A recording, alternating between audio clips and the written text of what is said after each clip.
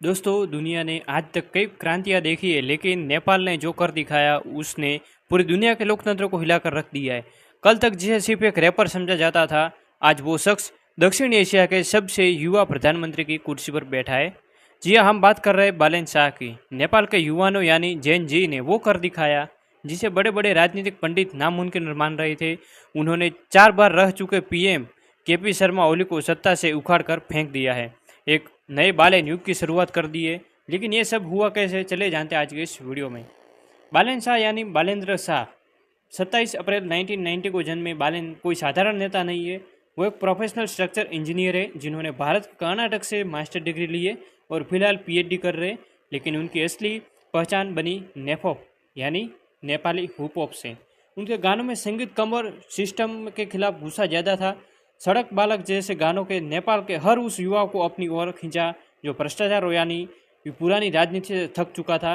उनकी पत्नी सबीना काफले ने भी पर्दे के पीछे रहकर उनके इस विजन को ताकत दी। असली मोड़ आया सितंबर 2025 में, जब नेपाल की सड़कों पर हजारों छात्र उतरे। इसे जैन जी आंदोलन कहा गया।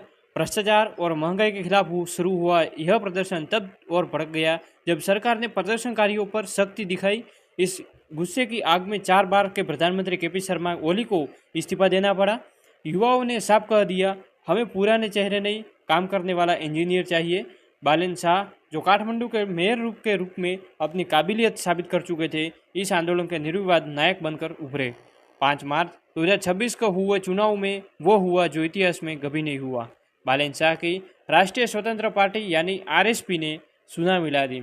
बालेन ने केपी शर्मा ओली को उन्हीं के गढ़ जापा 5 में करीब 50,000 वोटों के करीब भारी अंतर से हराया। यह सिर्फ एक जीत नहीं थी, बल्कि नेपाल के पुरानी पीढ़ी और नई पीढ़ी के बीच के संघर्ष का अंत था। 27 मार्च 2026 को बालेन शाह ने नेपाल के 43वें प्रधानमंत्री के रूप में शपथ ली और इसी के साथ शुरू हुआ बालेन युग। लेकिन क्या बालेन शाह प्रधानमंत्री की कुर्सी पर बैठकर वो सब कर पाएंगे जिसका वादा उन्होंने युवाओं से किया है? आखिर क्यों शपथ लेते हैं? उन्होंने केपी ओली को जेल भेजने की तैयारी शुरू कर दी, और क्या है वो 13 बड़े फैसले जिन्होंने नेपाल में खलबली मचा दी है? ये सब जानेंगे हम पार्ट 2 में। अगर आप बालेन शाह के फैन हैं तो पार्ट 2 के लिए सब्सक्राइब बटन अभी दबाएं। Thank you.